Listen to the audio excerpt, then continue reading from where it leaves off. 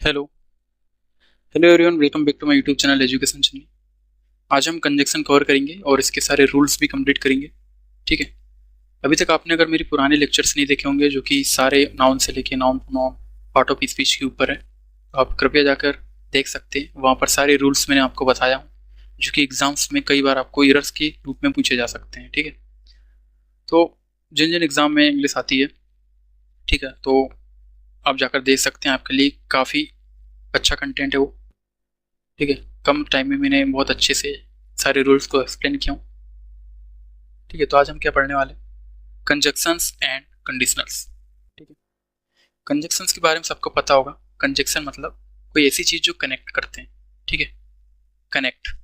और conditional conditional sentence होते हैं जो कि हम आगे डिस्कस करेंगे। कुछ इंपॉर्टेंट 8 रूल्स है यहाँ पर और 25 प्लस सोल्ड एग्जाम्पल है, और आपके लिए 8 प्रैक्टिस क्वेश्चन रखा हूँ। मुझे यहाँ पर रूल्स ज़्यादा एक्सप्लेन करने हैं, इसलिए मैंने यहाँ पर प्रैक्टिस क्वेश्चन कम रखा हूँ। ठीक है। क्योंकि यहाँ पर अभी ये प्रैक्टिस क्वेश्चन का सेशन नहीं है, तो जब वो सेशन में लेके आऊँगा, कंप्लीट पार्ट ऑफ स्पीच कैसे आइडेंटिफाई करना है ये भी बताऊँगा इससे पहले, और उसके बाद में आपके लिए प्रैक्टिस क्वेश्चन ही करवाऊँगा। ठीक है।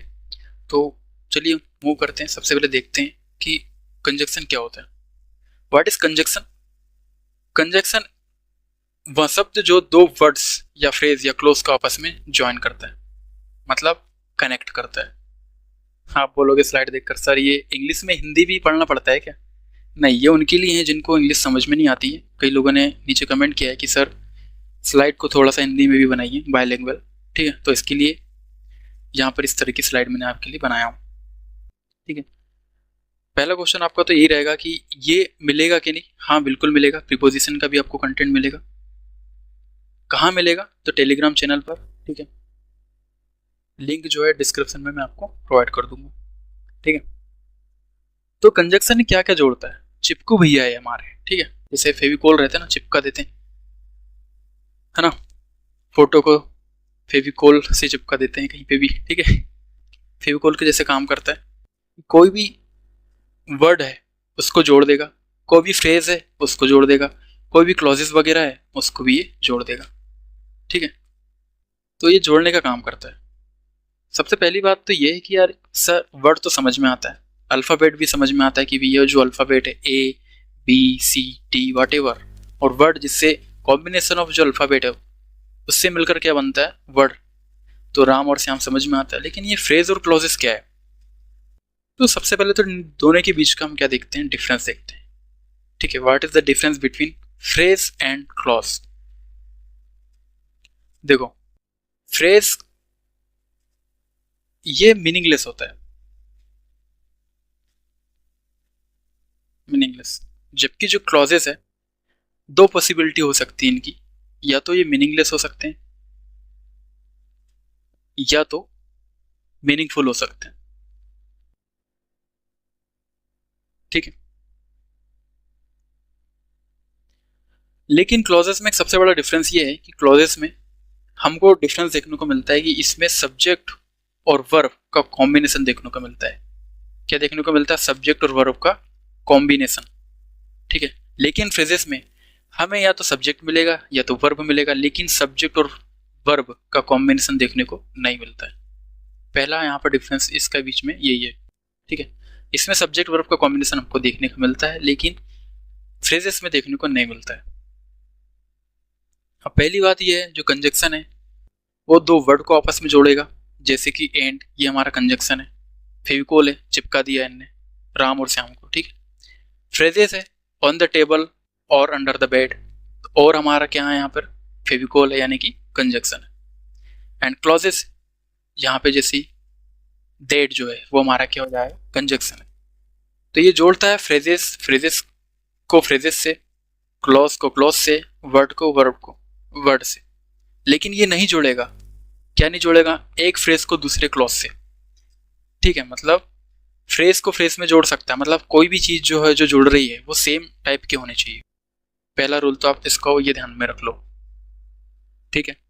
फ्रेजेस को आप क्लॉजेस में जोड़ने जाओगे, सेंटेंस बिगड़ जाएगा, नहीं बनेगा। ठीक है, तो पहला आपको ये ध्यान में रखना है।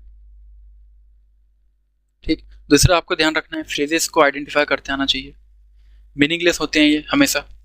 ठीक है, अगर मैं आपको यहाँ बोल दूँ on the table, what on the table यार, मैं चलो कोई आपका देश आपको बोल रहा है कि भाई टेबल पे, तो टेबल पे क्या, आगे कुछ तो होगा, सब्जेक्ट है कि यहाँ पे नहीं है। ठीक है, ऑन द टेबल है, ये हमारा प्रीपोजिशन है और ये हमारा ऑब्जेक्ट। ठीक है, तो यहाँ पर कुछ भी नहीं है। ठीक है, ना डूअर है ना कुछ भी नहीं है, तो यहाँ पर मीनिंगलेस है। लेकिन यहाँ पे देखो सी हमारा सब्जेक्ट है, सेड कहना, कुछ कहा ना उसने, एक्टिविटी है, वर्ब हो गया, डेट हमारा यहाँ पर कंजक्शन हो गया, फिर वापस से सी सब्जेक्ट हो गया। ठीक है, सी वुड कम, कम हमारा क्या होगा यहाँ पर वर्ब हो गया। तो ये हमको कॉम्बिनेशन देखने को मिलता है क्लॉज में, जबकि फ्रेज में नहीं मिलता है। ठीक है, मूविंग है, क्लॉज को देखते हैं हम। देखो वर्ब तो, फ्रेज तो समझ में आ गया आपको, वर्ब भी समझ में, वर्ड भी समझ में आ गए होंगे, वर्ड मतलब वर्ड यार नॉर्मली। एंड क्लॉज को अब आगे देखते हैं कि इसके कितने प्रकार होते हैं। पहले तो हम देखते हैं पहला प्रकार कौन सा है, इंडिपेंडेंट क्लॉज, और दूसरा है डिपेंडेंट क्लॉज। नाम में ही इनका अंतर छुपा है। ठीक है, ये जो है खुद फुल मीनिंगफुल सेंटेंस बनाते हैं खुद में, मतलब वो इंडिपेंडेंट होते हैं। जैसे आप कमा नहीं रहे हो तो आप डिपेंडेंट हो किसी पे। ठीक है, तो ये डिपेंडेंट नहीं है किसी पे, ये खुद पूरा मीनिंग जो है सेंटेंस का खुद शो करते हैं। जबकि डिपेंडेंट किसी और पर डिपेंड होते हैं, depend on someone, rely on some more words. ठीक है, ये डिपेंड करते हैं, रिलाई करते हैं किसी और पे। मीनिंगलेस होते हैं, ऑन इट्स ऑन, मतलब खुद के जो अपने अर्थ के लिए दूसरे क्लॉज पर ये निर्भर होता है, और खुद का अगर यह कुछ लिखा हो डिपेंडेंट क्लॉज में तो मीनिंग नहीं शो कर पाता। ठीक है, मीनिंगलेस हो जाता है वो। तो मीनिंग शो करने के लिए हमें और एक्स्ट्रा सेंटेंस हमें उसमें ऐड करना पड़ता है, आगे बताऊंगा एग्जांपल के थ्रू में आपको। ठीक है, तो इसका एग्जांपल देख लेते हैं, लेकिन उससे पहले मैं आपको बताना चाहता हूँ कि लास्ट क्लास हमारी यहाँ पर ये जो रूल है, ठीक है, रेशियो को कंपेयर करना और उसको सॉल्व करना, वो मैंने सिखाया हूँ आपको, तो ये आप जाकर देख लीजिएगा यूट्यूब पे। ठीक है, चलिए सबसे पहले तो मैं आपको यहाँ पर एग्जांपल के थ्रू समझाता हूँ।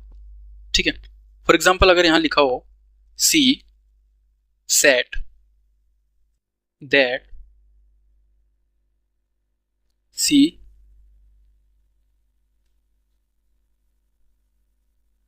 वुड कम, ये भी हमने देखा। ठीक है, और दूसरा अगर सेंटेंस लिखा है कि Andrew worked all night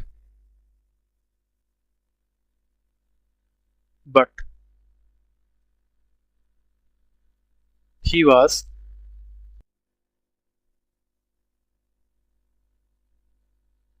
still unable to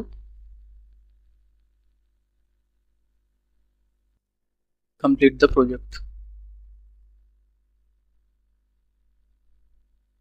पहले सेंटेंस में हमको यहां पर देखो सब्जेक्ट और वर्ब मिल रहा है क्या, सब्जेक्ट वर्ब मिल गया, सब्जेक्ट मिल गया, वर्ब मिल गया। इसका मतलब ये जो है ये हमारा क्या है, क्लॉज है। ठीक है, सेंटेंस एंड्रयू सब्जेक्ट है, वर्क वर्ब है, बट हमारे यहाँ कंजक्शन है, ही सब्जेक्ट है, वाज कंप्लीट जो है हमारा वर्ब है। ठीक है, वाज भी यहाँ पर वर्ब है, लेकिन यहाँ पे हेल्पिंग वर्ब है। ठीक है, इसको भी आप वर्ब बोल सकते हो। ठीक है, तो ये देखो जरूरी नहीं कि हर सेंटेंस में केवल एक सब्जेक्ट एक वर्ब हो, दो से ज़्यादा भी हो सकते हैं। तो ये जो हमारा सेंटेंस है यहाँ पे मैंने लिखा हूँ, ये क्लॉज है। सब्जेक्ट और वर्ब को हम कैसे आइडेंटिफाई करते हैं ये हमें अभी हमने देखा। ठीक है, सब्जेक्ट और वर्ब का यहाँ पर क्या मिलेगा आपको, कॉम्बिनेशन मिलेगा, और इसका जो मीनिंग है वो मीनिंग निकलेगा। जैसे यहाँ क्या मीनिंग निकलेगा, सी सेड उसने कहा, तो आप क्या बोलोगे, उसने कहा मतलब अपने आप में पूर्ण सेंटेंस है। समझ में आ रहा है कि उसने कुछ बोला, गूंगा क्या बोला गूंगा कुछ तो बोला, गूंगा बोला है ना, तो कुछ तो है ये। ठीक है, एंड्रयू वर्कड, एंड्रयू ने काम किया। ठीक है, अपने आप में कंप्लीट है। ठीक है, सही है, इसको छोड़ दो, ये कंजक्शन है ना। ही वाज वो था कंप्लीट अपने आप में, उसने काम किया, वो गया, वह खाया, वह रोया। ठीक है, एवरीथिंग सब्जेक्ट वर्ब को जो भी कॉम्बिनेशन मिल रहा है वो हमारा क्या है, क्लॉज है। जो भी क्या होता है वो हमारा मीनिंगफुल होता है। ठीक है, गॉट इट। अब नया सेंटेंस देखो यहाँ पे। ठीक है,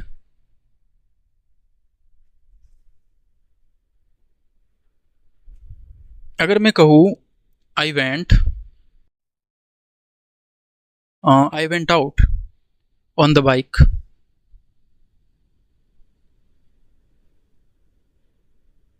दैट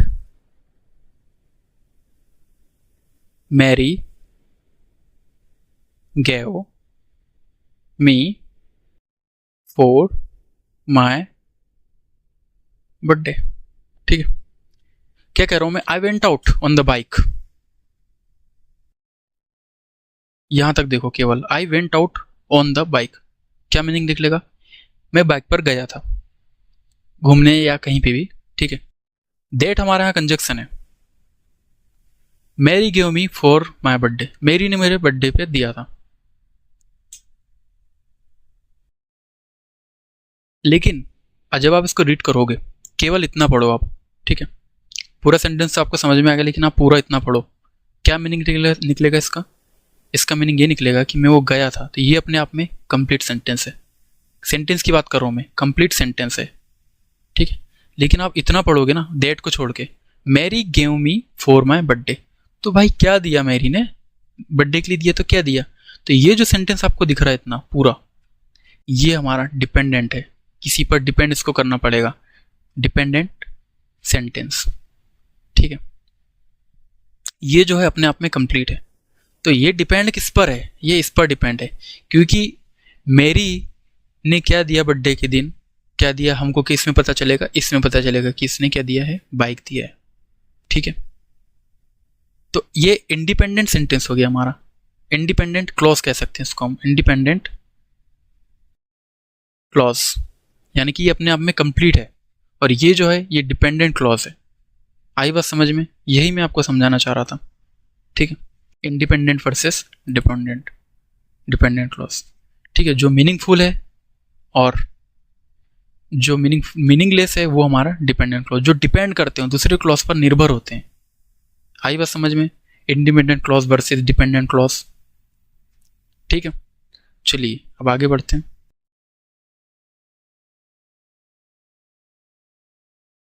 अब आते हैं 4 टाइप ऑफ कंजक्शंस पे।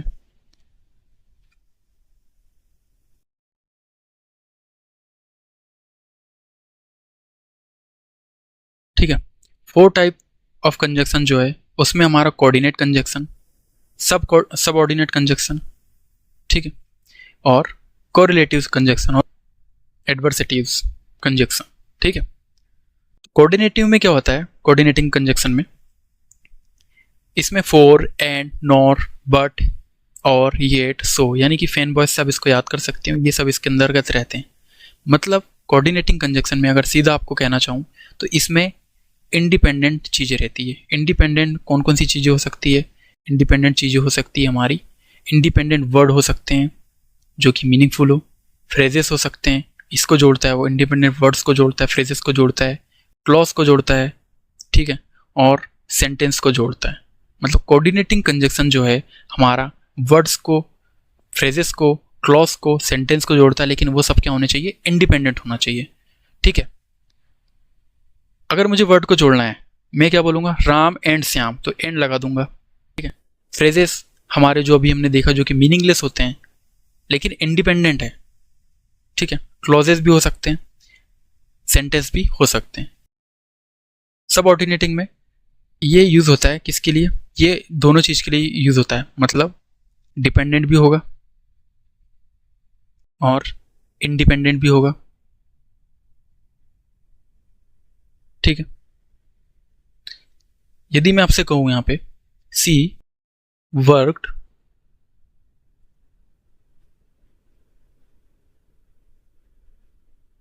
एंड सी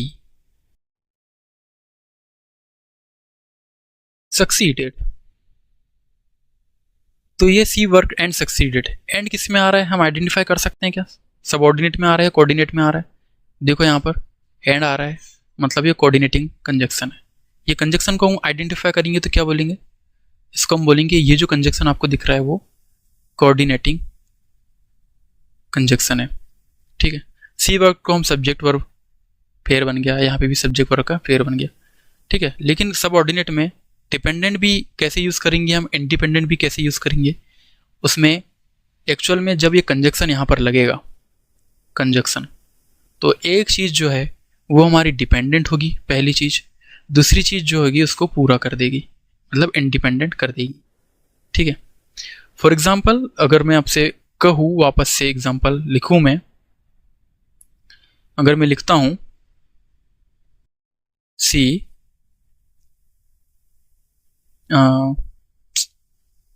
यहाँ लिखो दूसरा, unless you work hard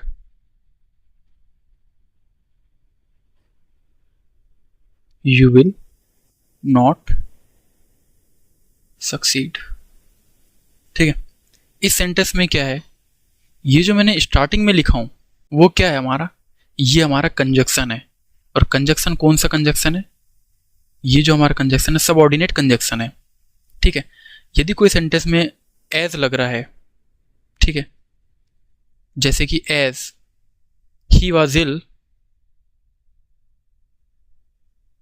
he couldn't come, could not come, वो आ नहीं सका, एज जैसे कि वो बीमार था, जिस कारण से वो बीमार था वो आ नहीं सका। तो ये जो स्टार्टिंग में लग रहा है एज है, अनलेस है, ये सारी चीज़ें जो है हमारी, वो है हमारी क्या है, सबऑर्डिनेट कंजक्शन है, ठीक है। इसमें जो एक चीज़ रहती है वो हमारी क्या है, डिपेंडेंट है, किसी चीज़ पर डिपेंड कर रही है। क्यों डिपेंड कर रही है देख लो यहाँ पे, अगर आप केवल इतना बोलो अनलेस यू वर्क हार्ड, जब तक आप मेहनत नहीं करोगे तो सेंटेंस आपको अधूरा अधूरा लग रहा है। ये सुन के क्या बोलोगे, अनलेस यू वर्क हार्ड मतलब क्या, मतलब आगे क्या, इसके आगे कुछ ना कुछ तो होना चाहिए। जब तक आप मेहनत नहीं करोगे तो क्या, कुछ तो होगा, फेल होऊंगा, पास होऊंगा, गिरूंगा, पढ़ूंगा, है ना, कुछ तो होगा, व्हाटएवर। तो उसको बताने के लिए आपको एक सेंटेंस को ऐड करना पड़ेगा। वो सेंटेंस कैसा होगा, इंडिपेंडेंट होगा, इसी को हम इंडिपेंडेंट सेंटेंस कहेंगे, ठीक है। तो ये डिपेंडेंट सेंटेंस है क्योंकि ये डिपेंड हो रहा है किसी और पे। दूसरा सेंटेंस कौन सा जोड़े हमने, ये कॉमा के बाद में, यू विल नॉट सक्सीड, ठीक है। इससे मतलब, इससे उसका पूरा जो मतलब है समझ में आ रहा है, ये मतलब पूरा जो मीनिंग है वो हमको यहाँ पर समझ में आने लग गया। लेकिन केवल इतना पढ़ने से हमको पूरा मीनिंग समझ में नहीं आया था। जो सेंटेंस है वो कैसा था, अधूरा था, कंप्लीट नहीं हुआ था, ठीक है। तो ये आई होप ये समझ में आया होगा आपको, ठीक है। सबऑर्डिनेट कंजक्शन, अब यहाँ पे बीच में जो लगता है वो हमारा कोऑर्डिनेट है, क्योंकि ये दो क्लॉजेस को जोड़ रहा है जो कि इंडिपेंडेंट है अपने आप में, है ना। सी वर्ड ये अपने आप में कंप्लीट है ना, सी वर्ड उसने काम किया, इसको भी पढ़ो अकेले अकेले, ठीक है, मतलब सेपरेट करके। सी सक्सीडेड मतलब वो सफल हुई, वो सफल हुई तो अपने आप में कंप्लीट है ना, ठीक है। तो यही चीज़ है जो आपको बताना चाह रहा था। कोरिलेटिव सेंटेंस क्या होते हैं, जो हमेशा पेयर्स में प्रयुक्त होते हैं। अब कुछ पेयरिंग है, ठीक है, जैसे कि एदर और की, इसके रूल्स हमने बहुत सारे देख चुके हैं, नेदर नॉर भी देख चुके हैं, नॉट ओनली बट आल्सो भी आप देख लो, ये भी बता चुका हूँ ऑलरेडी मैं, ठीक है। तो ये पेयरिंग में आते हैं। ये पेयरिंग में कैसे आते हैं, देखो यहाँ पे नॉट ओनली के साथ में क्या लगता है, बट आल्सो लगता है, ठीक है। नॉट बिकॉज के साथ में बट बिकॉज लग सकता है, एदर के साथ में और लगता है, नेदर के साथ में नॉर लगता है, वेदर के साथ में और लगता है, ठीक है। तो ये सारी चीज़ें आपको ध्यान रखना है, इसका आप इसकी स्क्रीनशॉट ले सकते हो। बहुत के साथ में एंड लगता है, हार्डली स्कार्सली, ये सब पढ़ा चुका हूँ मैं आपको। इफ़ देन ये भी पढ़ाऊंगा आपको मैं, ठीक है।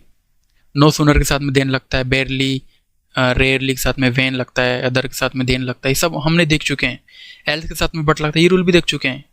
यहीं से क्वेश्चन आते हैं, ये पेयरिंग वाले हैं, ठीक है, कपल रूल है ये। ऑल्दो के साथ में दो आता है, ऑल्दो और दो मतलब अल्टरनेटली यूज़ कर सकते हैं, ठीक है। अभी और देखेंगे इसको हम। लिस्ट के साथ में सुड आता है, रीज़न को बताने के लिए वाई या देट आता है। सच रिलेटिव प्रोनाउन भी देख लिया हमने, और सच दैट ये हमारा कंजक्शन है, सच दैट, ठीक है। सच एज हमारा रिलेटिव प्रोनाउन है। तो इसका आप स्क्रीनशॉट ले लो एक बार, फिर आगे और अच्छे से एक्सप्लेन करूंगा मैं, ठीक है। तो कोरिलेटिव में पेयर होते हैं। अगर एदर आ रहा है, फॉर एग्जाम्पल एदर राम, तो मैं क्या लगाऊंगा यहाँ पे, एंड लगाऊंगा कि नहीं? लेकिन मुझे यहाँ पर अगर मैं श्याम लिखता हूँ तो मुझे दो वर्ड दिख रहे हैं, मुझे क्या लगाना चाहिए? वर्ड को कनेक्ट करने के लिए एंड लगाना चाहिए। क्या मैं एंड लगा सकता हूँ? नहीं। फिर ये जो रूल है यहाँ फेल हो जाता है, एंड वाला। यहाँ पर एदर क्योंकि पेयर में आता है तो इसके साथ में और ही लगेगा, एंड नहीं आएगा। क्या आएगा फिर यहाँ पे? क्या आएगा? एदर और। ठीक है, एदर राम और श्याम विल कम। ठीक है, या तो राम आएगा या तो श्याम आएगा। ठीक है, वही अगर हमें नेगेटिव सेंस में बताना है कि कोई नहीं आएगा, neither Ram nor Shyam will come. ठीक है, कोई नहीं आएगा, ना तो राम आएगा ना तो श्याम आएगा। या तो यहाँ पे देखो, यहाँ पे या तो दोनों में से कोई भी एक आ सकता है, इसमें दोनों में से एक भी नहीं आएगा। ठीक है,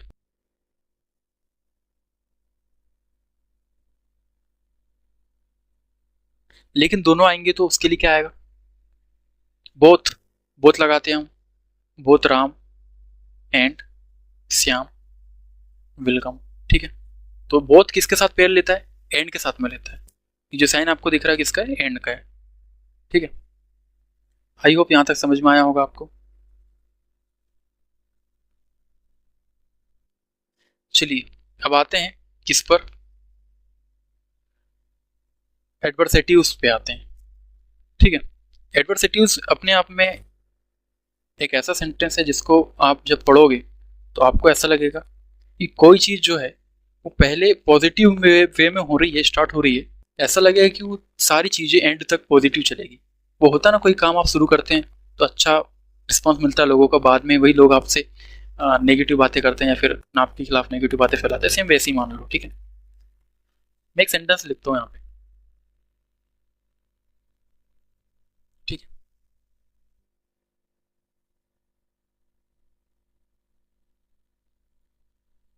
ही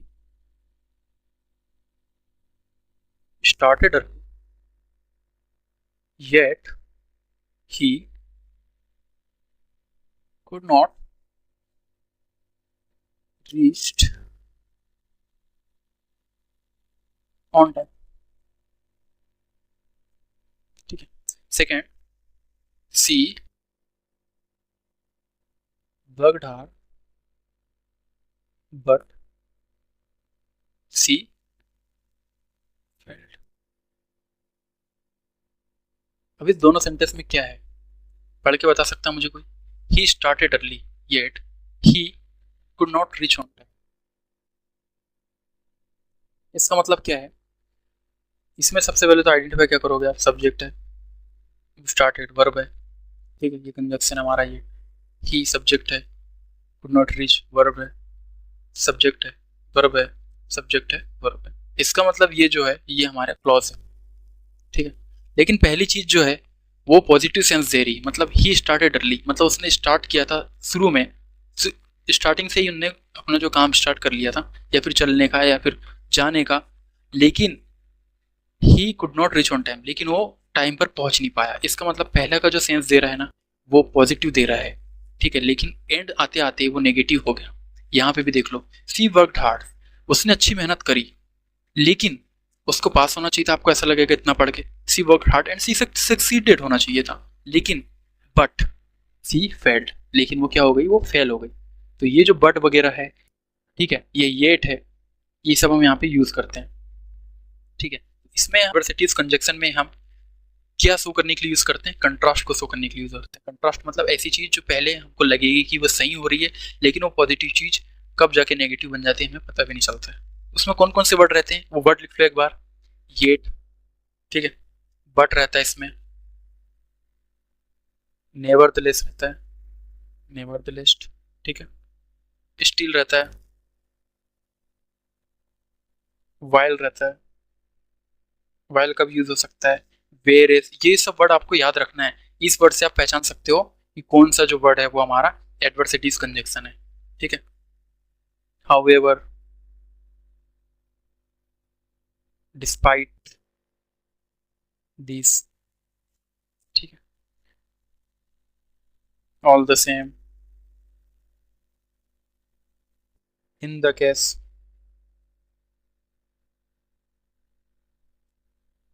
any how, on the other hand,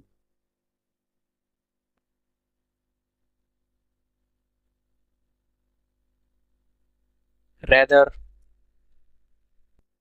rather का भी हम यूज करते हैं कंट्रास्ट को शो करने के लिए, ठीक है। आई मीन, आई मीन हम जनरली हम इस तरह से बोलते हैं, आई मीन एक्चुअल में, है ना।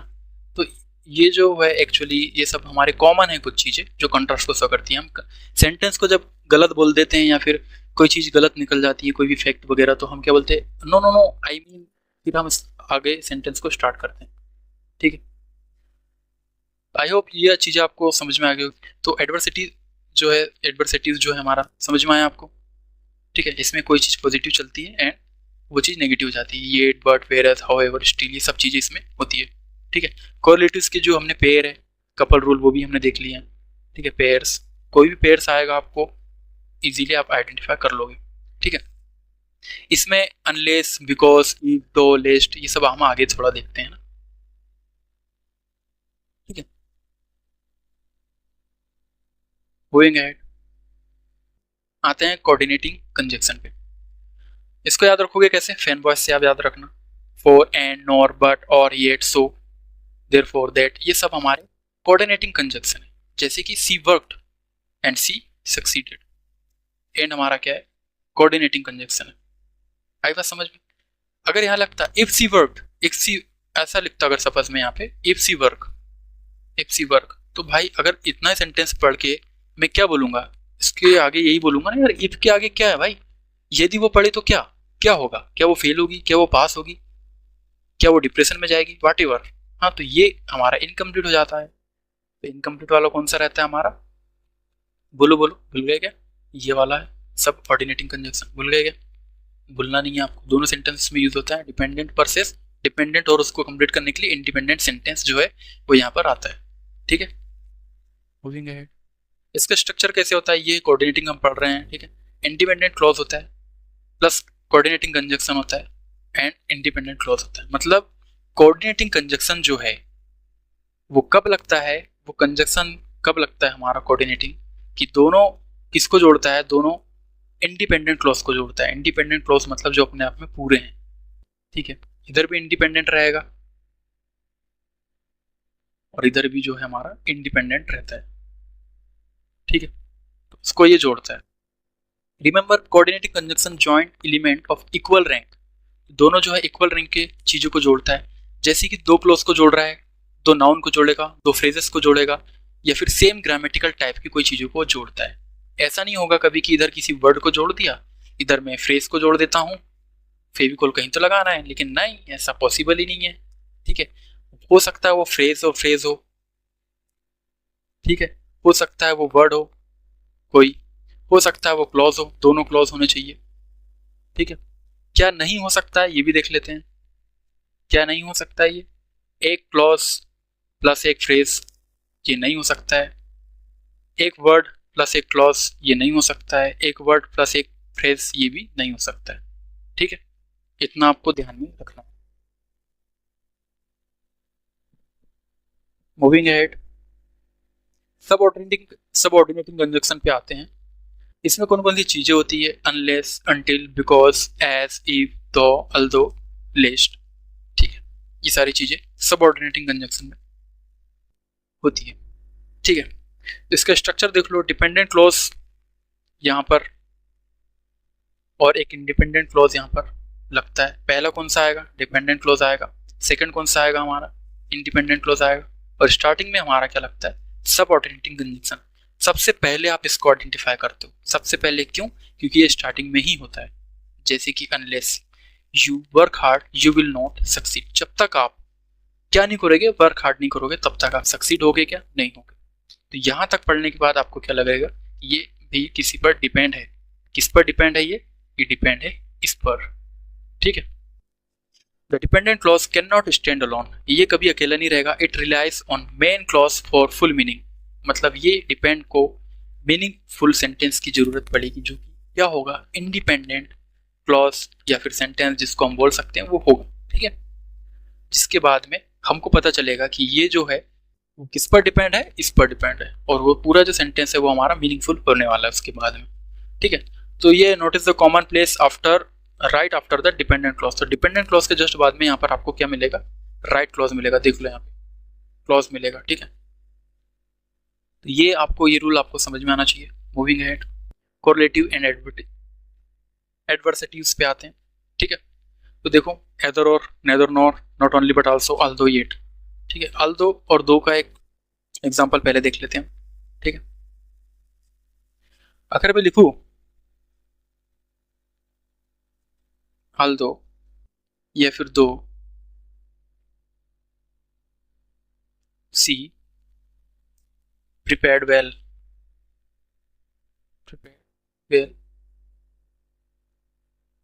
yet she failed। तो अल्दो और दो ये भी हमको कई बार जो है कंट्रास्ट को शो करने के लिए यूज होता है, मतलब पॉजिटिव से नेगेटिव सेंस। जैसे कि एक और सेंटेंस लिख लेता हूं, अल्दो या फिर दो, सी prepared well,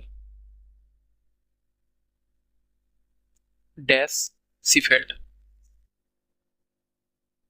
क्या तुम मुझे दोनों सेंटेंस में कौन सा सही है वो आइडेंटिफाई करके बता सकते हो? दोनों में कौन सा सही है, इसमें एक गलत है, ठीक है। अभी रूल देख लो पीछे वाला, ठीक है, कंफ्यूजन ना रहे। ये रूल देख लो, फिर मैं आपको एक्सप्लेन करूंगा।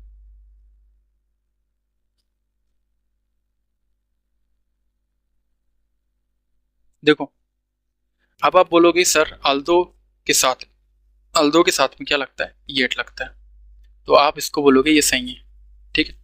लेकिन नहीं, ये सही नहीं है, ये गलत है। पहला रूल तो ये ध्यान रखो, अल्दो और दो आपस में हम इंटरचेंज करके लगा सकते हैं, ठीक है। हम डिस्पाइट और इंस्पाइट ऑफ, इन दोनों को भी आपस में एक्सचेंज करके लगा सकते हैं। हम टिल और अनटिल, उन दोनों को भी आपस में एक्सचेंज करके लगा सकते हैं। टिल की जगह अनटिल भी हो जाएगा तो सेंटेंस बदलेगा नहीं, सेम रहेगा, ठीक है। मीनिंग उसका जो है सेम निकलने वाला है। अब यहाँ पे एक रूल ये है कि अल्दो या दो जब भी लगे, अल्दो लगे, अल्दो के साथ में क्या लगता है, अल्दो या दो के साथ में क्या लगता है, येट लगता है। लेकिन अगर येट लगेगा तो ये जो है यहाँ पर कॉमा वो नहीं लगेगा, लेकिन अगर कॉमा लगेगा तो येट नहीं लगेगा। इसका मतलब ये सही है हमारा, although she prepared well she failed. हालांकि उसने प्रिपरेशन की थी, अल्दो हम क्या बोलते हैं अल्दो को, हालांकि, हालांकि हालांकि उसने प्रिपेयर की थी अच्छे तरीके से, प्रिपेयर्ड वेल, अच्छे तरीके से प्रिपेयर होना एग्जाम के लिए, लेकिन वो क्या हो गई, सी फेल्ड। क्या हम इसमें बट लगा सकते हैं क्या?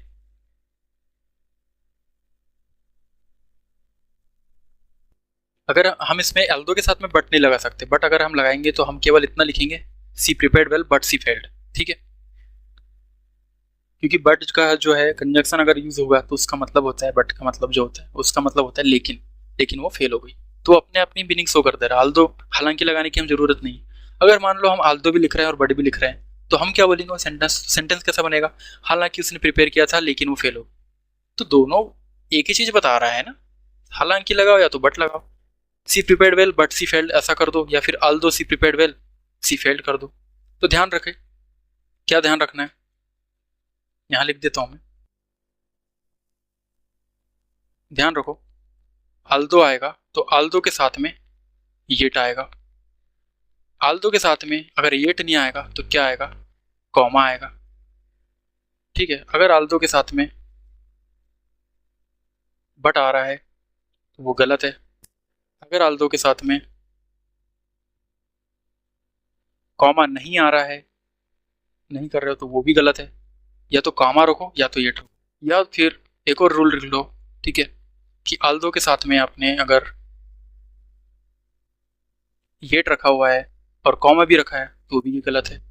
अल्दो के साथ में आपने अगर कुछ भी नहीं रखा है तो भी ये गलत है। क्या बोल दिया मैंने आपको, क्या बता दिया, सब सेम बताया क्या? नहीं, एक तो येट का बताया हूँ, ठीक है, ये सही है हमारा। हाँ, कॉमा लगेगा, अगर येट नहीं लगेगा तो ये भी ठीक है। अल्दो बट नहीं लगता इसके साथ में, आल्दो के साथ क्या लगता है, येट लगेगा। अगर लगेगा तो, नहीं लगेगा तो या तो येट लगेगा या तो कॉमा लगेगा। ठीक है, क्या लगेगा, या तो येट लगेगा या तो कॉमा लगेगा, या तो ऐसा पॉसिबल नहीं कि कुछ ना लगे। ठीक है, ठीक। लेकिन येट और कॉमा दोनों साथ में नहीं आएंगे, ये भी ध्यान रखना। आई होप यहां तक समझ में आया होगा। ठीक है, तो येट या सिर्फ, ठीक है, तो ये ध्यान रखना। नाउ एडवर्सिटीज क्लॉज पे आते हैं, जब पॉजिटिव और सेकंड नेगेटिव वैल्यू दिखाया तब येट, बट, नेवरदलेस, तो इसमें भी येट आया हुआ है ना। तो ये जो है, जो भी हमने सेंटेंस देखा, तो ये भी तो हमको वही शो कर रहा था। हमको क्या शो कर रहा था, पॉजिटिव की चीज बाद में नेगेटिव हो गई। कोई चीज जो कंप्लीट होने वाली थी, अच्छी होने वाली थी, सी प्रिपेयर्ड वेल, तो उसको क्या होना चाहिए था, सक्सीडेड होना चाहिए था, बट येट सी फेल्ड। ठीक है, लेकिन वो क्या हो गई, फेल्ड हो गई। तो यहाँ पे कॉमा गलत, दोनों साथ में आए हैं ना। तो सही सेंटेंस क्या होगा इसका, although she prepared well yet she failed। ठीक है, अगर ये ऐसा नहीं लिखोगे तो कैसा लिखोगे, आप लिखोगे although she prepared well dash मतलब कॉमा सी फेल्ड। आई बात समझ में, तो ये दोनों सेंटेंस हमारे सही हो जाएंगे। चलिए, ही started early yet he couldn't reach in time.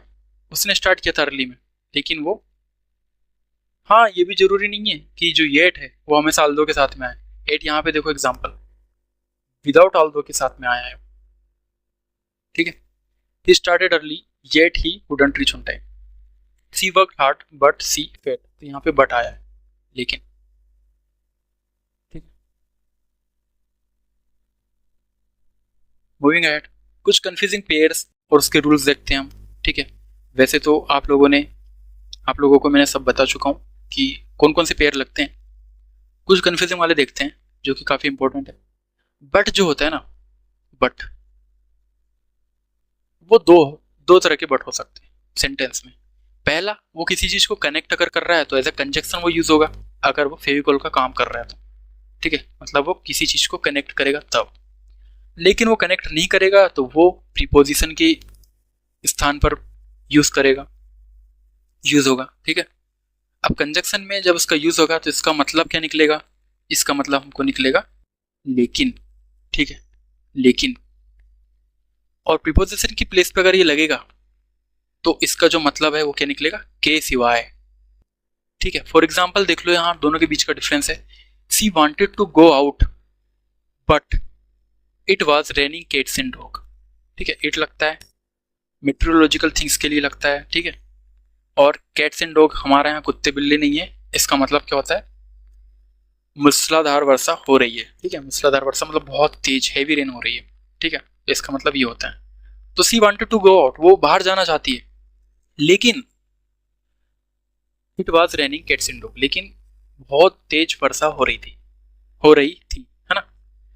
I ate everything on my plate but the broccoli. अब वो क्या बोल रही है, आई एट एवरीथिंग मतलब मैं सब खा लेती हूँ प्लेट में, बट द ब्रोकली मतलब ब्रोकली को छोड़ के सब, मतलब के सिवा। तो यहाँ पर ये जो बट है वो प्रीपोजिशन है, और यहाँ पर जो हमारा बट है वो हमारा क्या है, कंजक्शन है, क्योंकि ये दो क्लोजेस को जोड़ रहा है। अब देखो कैसे जोड़ रहा है, ये हो गया हमारा subject, she wanted to go out, verb, it was raining cats and dog, it हमारा सब्जेक्ट, वाज हमारा वर्ब। ठीक है, हो गया सब्जेक्ट वर्ब, बीच में हमारा कंजक्शन। तो वर्ड का हमें ध्यान रखना कि दो तरीके से यूज होता है इसका, और एग्जाम में यहीं से आपको एरर निकाल के पूछ लेगा और आप बता भी नहीं पाओगे कि भाई प्रीपोजिशन है या कंजक्शन है। आप पढ़ोगे बट कंजक्शन है, लेकिन बट वहां पे प्रीपोजिशन के रूप में पूछ लिया सेंटेंस में, आप कैसे आइडेंटिफाई करोगे। ठीक है, तो ध्यान रखना, अगर बट के दोनों तरफ पूरे क्लॉजेस सब्जेक्ट वर्ब हो, अगर बट के दोनों तरफ पूरे क्लॉज सब्जेक्ट वर्ब हो तो कंजक्शन है। ठीक है, कैसे आइडेंटिफाई किया हमने, सब्जेक्ट और वर्ब का पेयर हमने देखा, सब्जेक्ट और वर्ब का पेयर देखा। ठीक है, अगर सब्जेक्ट वर्ब का पेयर नहीं है तो यहाँ पेयर है क्या, नहीं है, यहाँ पे तो है आई एट एवरीथिंग, सब्जेक्ट है वर्ब है। ठीक है, एट वर्ब हो गया हमारा। ठीक है, लेकिन यहाँ पे सब्जेक्ट वर्ब है क्या, नहीं है, तो इसका मतलब ये प्रीपोजिशन है। तो इस तरह से हम इसको आइडेंटिफाई कर सकते हैं कि वेदर इट इज कंजक्शन और नॉट।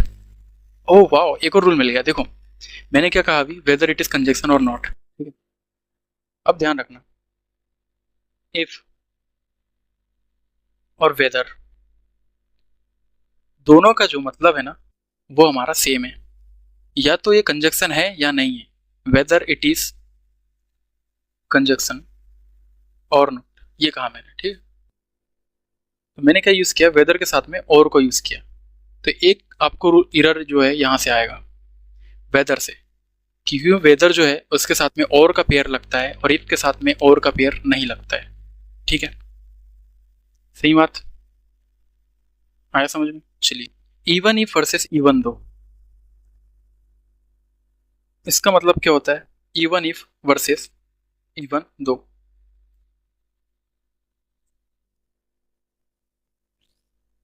देखो, इवन इफ कंप्लीट और इमेजिनरी एक्शन हो सकता है। ठीक है, ये कंप्लीट और रियल एक्शन हो सकता है। ठीक है, वास्तविक हो सकती है, पूर्ण घटना हो सकती है, इसके लिए ये यूज होता है। पहली बात तो ये। ठीक है, एक और चीज, इवन इफ में आपको ध्यान रखना है, ये हमेशा इनकम्प्लीट रहेगा। Incomplete incomplete incomplete. ठीक है, और इवन दो है वो अपने आप में कंप्लीट एक्शन रहेगा, कंप्लीट एक्शन को शो करता है। ठीक है, इनकम्प्लीट है, इमेजिनरी एक्शन है। इवन इफ इट रेन, यदि वर्षा हुई है क्या, नहीं, अगर होगी तो वो जाएगी, काल्पनिक है या फिर संभावित क्रिया है, उसके लिए वो यहाँ पर यूज हो रहा है इमेजिनेशन के लिए। लेकिन यहाँ पे रियल एक्शन है। कैसे, इवन दो सी लॉस्ट हर जॉब, मतलब उसका जो जॉब है वो यहाँ पर उसके पास नहीं है। ठीक है, और लेकिन वो अभी भी क्या है, वो ऑफिस आ रही है, मतलब ये पूर्ण घटना है लेकिन वास्तविक है। ये इमेजिनेशन वाला है, इमेजिनेशन जब करेंगे, और ये जो है इमेजिनेशन नहीं रहेगा, रियल इंसिडेंट रहेगा, उसके ऊपर है। ठीक है, ये डिफरेंस है इसके बीच में, एक इनकम्प्लीट है और एक कंप्लीट है। इनकम्प्लीट कैसे हुआ ये देखो, इवन इफ इट रेन।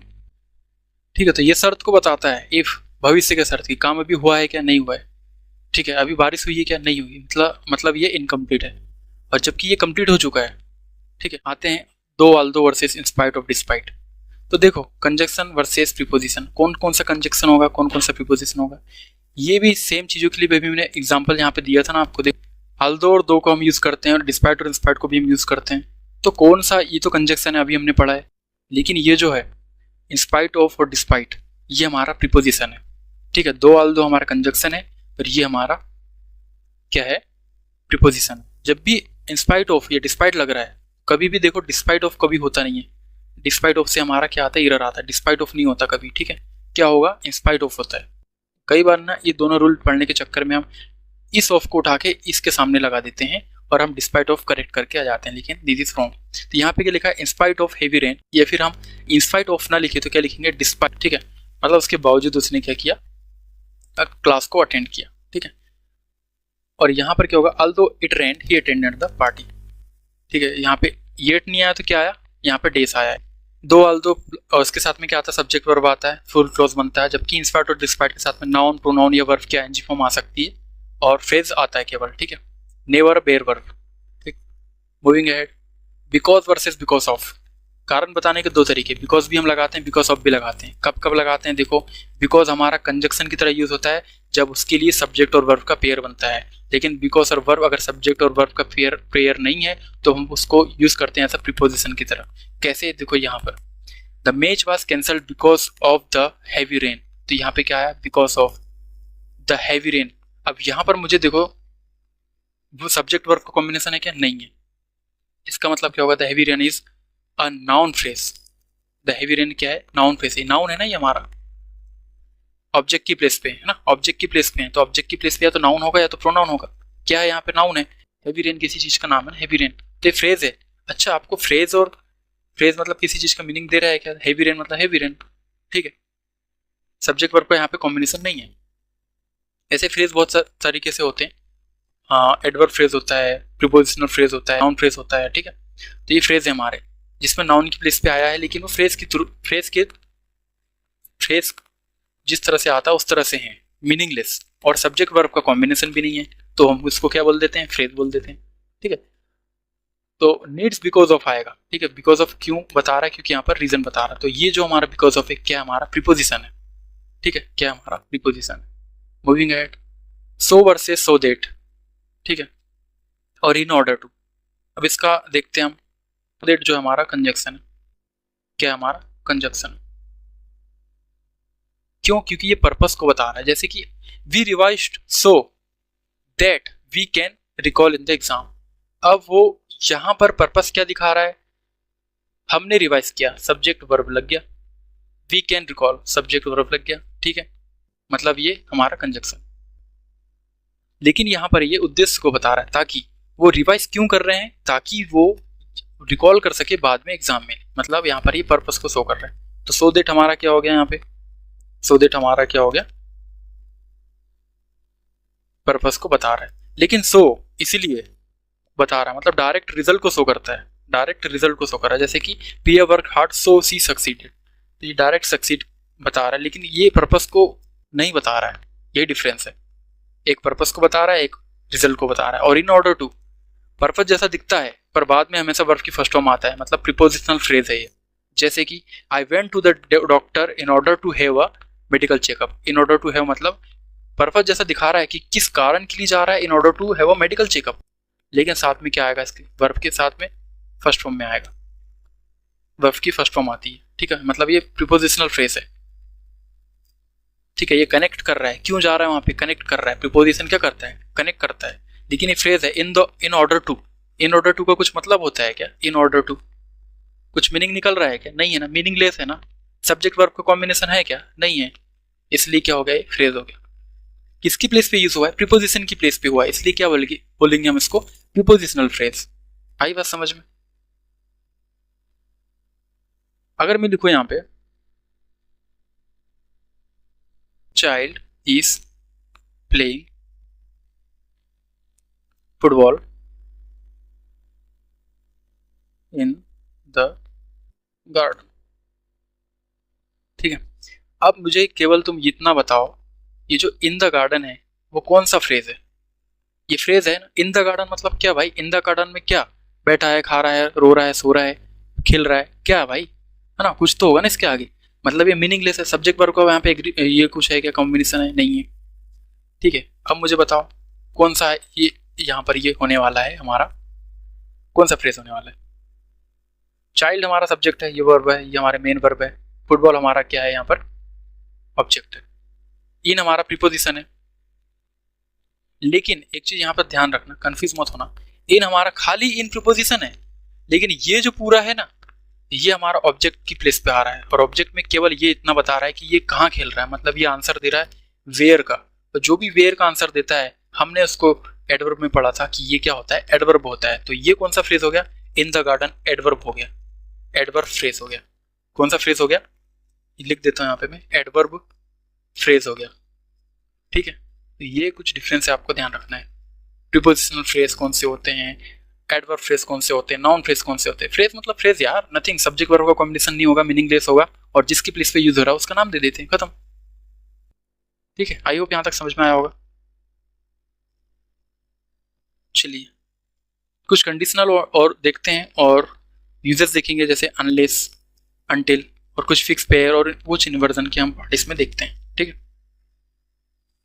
चलिए आगे बढ़ते हैं। अनलेस वर्सेस अनटिल या टिल। अभी मैंने आपको बताया था कि टिल का यूज और अनटिल का यूज हम आपस में एक्सचेंज करके जो है कर सकते हैं यूज। ठीक है, अनलेस जो है वो कंडीशन को दिखाता है, यह केवल कंजक्शन बनता है। मतलब अनलेस का यूज कैसे होगा, कंजक्शन। ठीक है, unless you help me, unless ये कंडीशनल यहाँ पे लग गया, पहले लगा है।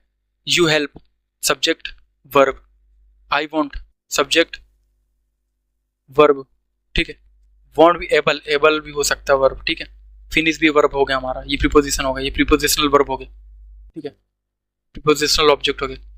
और अनटिल और टिल, ठीक है, तो ये टाइम को दिखाता है, यहाँ प्रीपोजिशनल और कंजक्शन दोनों बन जाता है, मतलब केवल अनलेस हमारा कंजक्शन है लेकिन ये हमारा प्रीपोजिशन भी है और हमारा कंजक्शन भी है। जैसे कि I will wait for you until morning या फिर I will not go to until the train comes. ठीक है, तो ये हमारा प्रीपोजिशन भी है और कंजक्शन भी है। तो यहाँ पर देखो ये क्या है, I will wait for you until Monday, ये हमारा यहाँ पर प्रीपोजिशन है। I will not go until, देखो सब्जेक्ट वर्ब का पेयर बन रहा है, देखो सब्जेक्ट वर्ब का पेयर बन रहा है। द ट्रेन सब्जेक्ट हो गया हमारा, कम हमारा वर्ब हो गया। ठीक है, तो क्या हो गया हमारा, ये कंजक्शन हो गया। कंजक्शन को कैसे आइडेंटिफाई करोगे, दो क्लोजेस को जोड़ेगा वो, खत्म, कंजक्शन है। तो अगर हम ऐसा लिखे कि unless you do not study you will not succeed, तो देखो अनलेस का एक और नेगेटिव सेंस होता है, एक और मतलब होता है इसका नेगेटिव मतलब। ठीक है, नेगेटिव मतलब है ये है कि अगर अनलेस कहीं आया है तो अपने आप में वो नेगेटिव है। ठीक है, तो उसके साथ में हम नोट नहीं लगाते। तो क्या सही होगा हमारा, unless you study you will not succeed. तो देखो अब यहाँ पे नोट कैसे आया यहाँ पे मैं भी बताता हूँ। हर चीज़ का मैं आपको जो क्वेश्चन है बताने वाला हूँ, हर चीज़ का डाउट जो है, कोई भी डाउट में बिल्कुल नहीं रहने देने वाला हूँ। अनलेस के साथ जो भी फ्रेज आ रहा है, अनलेस मान लो इस फ्रेज में है तो उस फ्रेज में हम नोट नहीं लगाते। लेकिन ये तो नया दूसरा फ्रेज है ना, ये देखो कॉमा यहाँ पे, ये दूसरा फ्रेज है ना, ये डिपेंडेंट क्लॉज है, ये इंडिपेंडेंट क्लॉज है।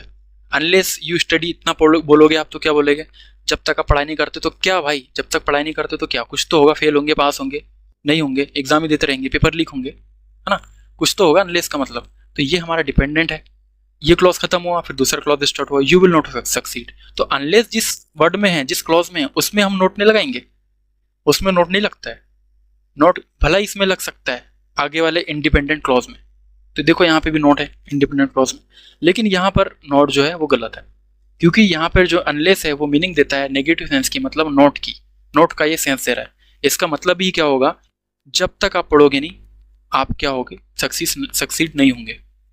इसकी जगह वो ये भी बोल सकता था, unless you study you will fail, ये भी हो सकता है इसकी जगह। ठीक है, तो ये भी सही है। आगे बढ़ते हैं, आते हैं बिटवीन एंड पे। बिटवीन एंड हमने अभी पढ़ ली है। ठीक है, एक और चीज़ जो बहुत ज़्यादा ग्रामेटिकल एरर जो क्वेश्चन आते हैं वो यहाँ से आते हैं। Classes schedule between 9 to 10 PM, जो आपको लगता है 9 to 10 सही है, लेकिन वो गलत लगता है, क्योंकि यहाँ पर बिटवीन के साथ में लिखा है। बिटवीन के साथ में जो पेयर लगता है वो क्या लगता है, एंड लगता है। तो बिटवीन के साथ में क्या आएगा, एंड आएगा, तो 9 AM एंड 10 AM होगा। ठीक है, तो ये ऐसे क्वेश्चन भी वहाँ आते हैं आपके लिए। ठीक है, बोथ के साथ में क्या लगता है, एंड लगता है। Both Riya as well as Jiya were present. ठीक है, तो बोथ के साथ में एंड लगता है। ठीक है, एज वेल एज नहीं लगता है। ठीक है, क्या लगेगा, बोथ के साथ में एंड लगेगा। ऑल्दो और दो, येट या लगेगा या फिर सिर्फ कॉमा लगेगा। क्या लिखा है यहाँ पे, although he work hard but he failed, तो बट क्यों लगता है, बट नहीं लगता, या तो येट लगेगा, या तो येट लगाओ या तो कॉमा लगाओ। तो यहाँ पे क्या लगा है, कॉमा लगा है, कॉमा हटा दूंगा तो क्या लगाऊंगा मैं, येट लगाऊंगा। सही बात है। एक और चीज़ आपको एक और चीज़ रह गया बताना, वो बताना चाहता हूँ मैं आपको लिस्ट के बारे में। कंडीशनल सेंटेंस जो कि कंडीशन को बताते हैं, वो हमारा अनलेस है, अंटिल है, ठीक है, इफ है, इफ को हमने देख लिया, इफ के साथ में वेदर भी हमने देखा था। ठीक है, लिस्ट अभी देखते हैं अभी क्या है ये, है ना। अदरवाइज भी हमारा कंडीशनल सेंटेंस है, अदरवाइज और प्रोवाइडेड। ठीक है, ये सब हमारे कंडीशनल सेंटेंस के कुछ वर्ड्स हैं जो कि यूज होते हैं कंडीशनल सेंटेंसेस में। ठीक है, अब मैं यहाँ पर आपको ये बोलूँ लिस्ट के साथ में, लिस्ट, तो लिस्ट के साथ में उसके कुछ रूल है कि ये जो है, हाँ ये भी नेगेटिव सेंस देता है जिस तरह से अनलेस देता था। ठीक है, और इसके साथ में एक और पेयर लगता है, वो पेयर क्या नाम है, वो पेयर का नाम है सूट। ठीक है, इसके साथ में हम नोट लगाते हैं क्या, नहीं, इसके साथ में हम नोट नहीं लगाते। ठीक है, और ये किसके रूल में रहेगा, ये रहेगा हमारा सिंपल प्रेजेंट टेंस में, सिंपल प्रेजेंट टेंस। ठीक है, सिंपल प्रेजेंट टेंस में ये हमारा लगता है। अब इसके एग्जांपल देख लेते हैं एक बार। ओके, थोड़ा सा करेक्शन कर लेना यहाँ पे, ये लिस्ट नहीं है, लेस्ट है। ठीक है, लेस्ट। ठीक है, लेस्ट नेगेटिव होता है शुड इसके साथ में लगता है, नोट नहीं लगता है, सिंपल प्रेजेंट टेंस में उसको लिखते हैं। ठीक है, सेंटेंस में कैसे लिखेंगे हम? For example walk carefully लेस्ट you should fall. ठीक है, अब आपको यहाँ पर क्या लगना चाहिए, क्या लगेगा एग्जाम, अगर आपको लेस्ट का रूल नहीं पता है तो आपको क्या लगेगा कि walk carefully लेस्ट you should fall, मतलब आपको क्या गिरना चाहिए, तो आप क्या करोगे? Walk carefully you should not fall कर दोगे। लेकिन यही आपकी मिस्टेक है, क्योंकि नॉट एक्चुअल में ये शो कर देता है कि भैया ऐसा मत करो, सावधानी से चलो, कहीं तुम गिर ना जाओ। ठीक है, तो ये नेगेटिव सेंस पहले ही दे देता है, तो हमको यहाँ पे दोबारा नोट लगाने की जरूरत क्या है? क्या है बताओ ना, क्या है ना? सेम वैसे ही she worked hard lest she should pass in the exam. तो ये जो है इस सेंटेंस में कहाँ मिस्टेक है, मुझे आप बता सकते हो क्या? क्या हो जाएगा ये? सी वर्कड हार्ड, क्या नहीं होना चाहिए? वो पास नहीं होना चाहिए, दैट इज रॉन्ग। क्या होना चाहिए इसकी जगह? क्या होना चाहिए? She should fail in the exam. तो यहीं से क्वेश्चन आपको घुमा देगा। ऐसे एरर्स रियल में आते हैं आपको एग्जाम में, ठीक है? तो ऐसे एरर्स से आप बच के रहो। इसका मतलब क्या होगा? सी वर्कड हार्ड, वो अच्छी से मेहनत उसने करी। Lest she should pass in the exam, मतलब वो पास नहीं होना चाहिए? नहीं, lest should not fail in the exam, इसका मतलब ही नेगेटिव सेंस है। ठीक है, तो ऐसे यहाँ से क्या आते हैं? एरर आते हैं। ठीक है, इसका मतलब ही होता है, ध्यान रहो, इसका मतलब ही होता है कि ऐसा ना हो। तो ये ध्यान रखना, ये कंडीशनल सेंटेंस है। कंडीशनल सेंटेंस क्या होते हैं? जो कंडीशंस को बताते हैं कि कोई कंडीशन है। ठीक है,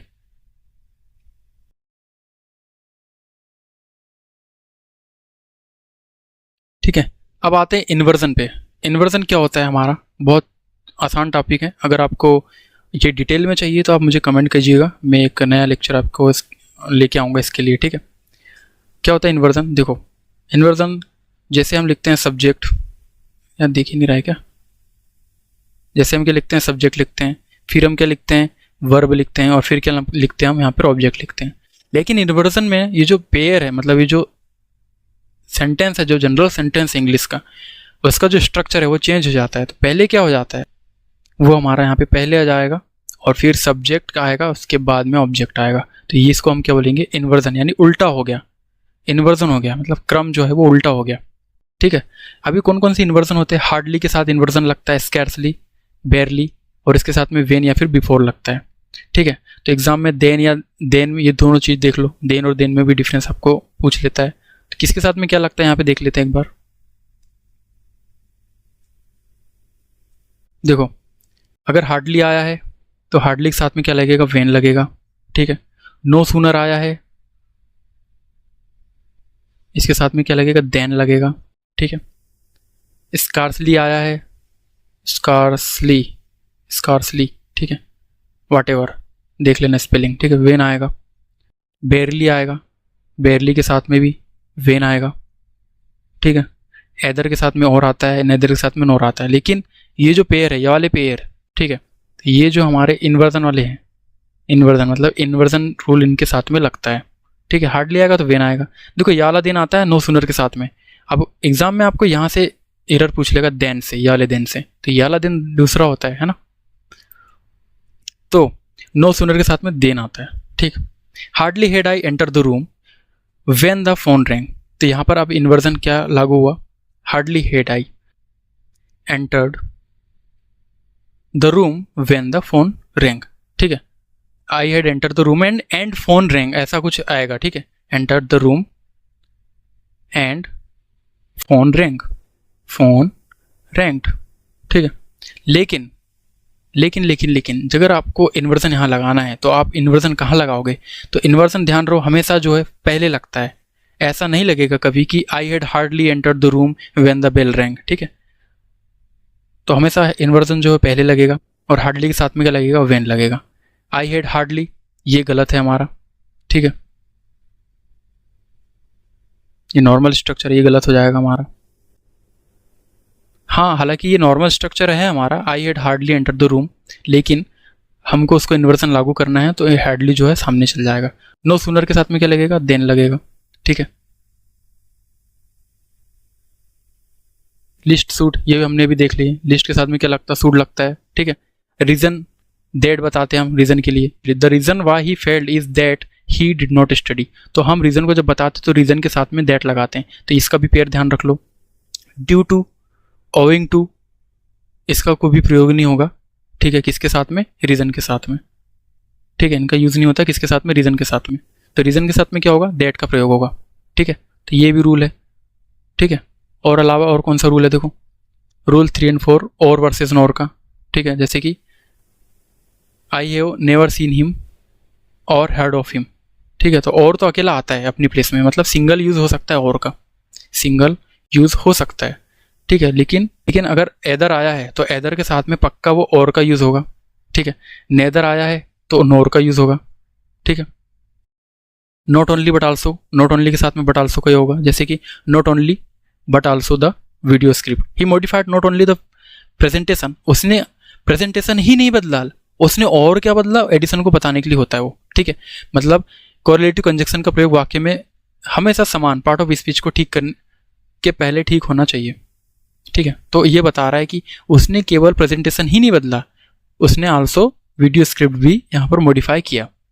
ठीक है, देख लो rule number 5 6, doubt if whether that, तो वेदर के साथ में और लगता है, इफ के साथ में और नहीं लगता है, ये भी हमने देखा। ठीक है, डाउट का देख लो एक बार, I am doubtful if he will come, तो ये अफर्मेटिव सेंटेंस है, लेकिन हमें अफर्मेटिव सेंटेंस नहीं बनाना, नेगेटिव सेंटेंस बनाना है। जैसे कि आई हैव नो डाउट, मुझे पास डाउट नहीं है, तो उसके साथ में क्या लगाते हैं, हम दैट लगाते हैं। ठीक है, तो ये यहाँ से भी आपको एग्जाम में क्वेश्चन आ सकते हैं, इसका आप स्क्रीनशॉट ले लो।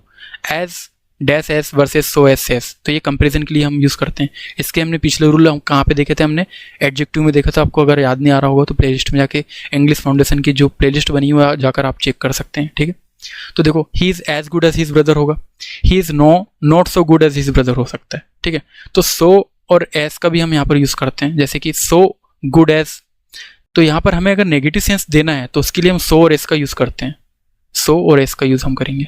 लेकिन हमें अगर नेगेटिव सेंस या फिर दोनों पॉजिटिव देना है, जैसे कि मान लो उसका जो भाई है ही इज़ अ गुड, अपने भाई जितना ही वो अच्छा है, दोनों पॉजिटिव हो गए या फिर दोनों नेगेटिव हो गए।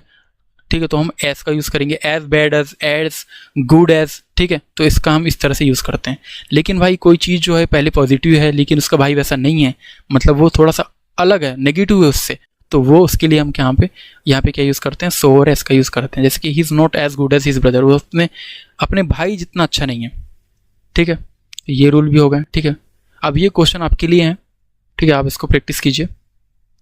Nether did he accept the invitation, और तो नेदर के साथ में क्या लगेगा, नॉर लगता है, और नहीं लगता है। ठीक है, scarcely had I walked out the house then, scarcely के साथ क्या लगता है, देन लगता है कि नहीं, नो सूनर के साथ में देन लगता है, ये वेन लगेगा यहाँ पे। ठीक है, the match was cancelled because the rain of नहीं होगा, बिकॉज ऑफ होगा, क्योंकि यहाँ पर ये प्रीपोजिशन की तरह यूज होगा। सब्जेक्ट वर्ब है कि यहाँ पे नहीं है, सब्जेक्ट वर्ब का कॉम्बिनेशन है, नहीं है। ठीक है, he not only modified the presentation but also, not only but also, तो ये सही है हमारा।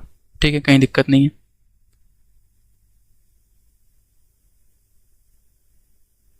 नहीं, ये थोड़ा सा गलत होगा। गलत क्या होगा, देखो यहाँ पे ही मॉडिफाइड नॉट ओनली, ये मॉडिफाइड जो है पहले आ जाएगा। देखो पिछला सेंटेंस,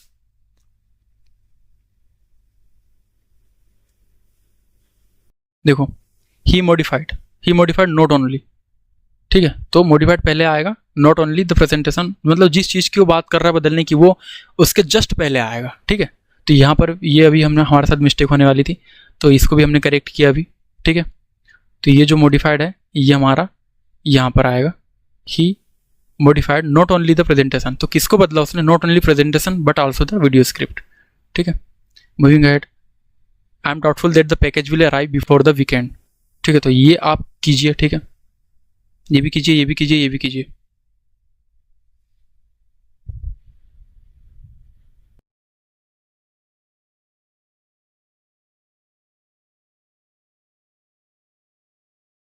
ठीक है, तो ये इसके आंसर की है,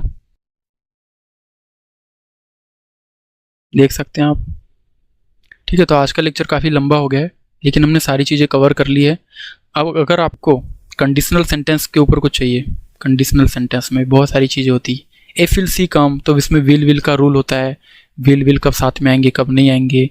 अगर साथ में आ रहे हैं तो इधर जो कौन से टेंस में होगा, सेकंड जो है सेंटेंस हमारा वो कौन से टेंस में होगा। तो ये सब चीज़ें जो कंडीशनल सेंटेंस में हम देखते हैं, तो वो अगर आपको चाहिए तो आप कमेंट कीजिएगा, ठीक है। और कौन सा सेंटेंस है, अगर आपको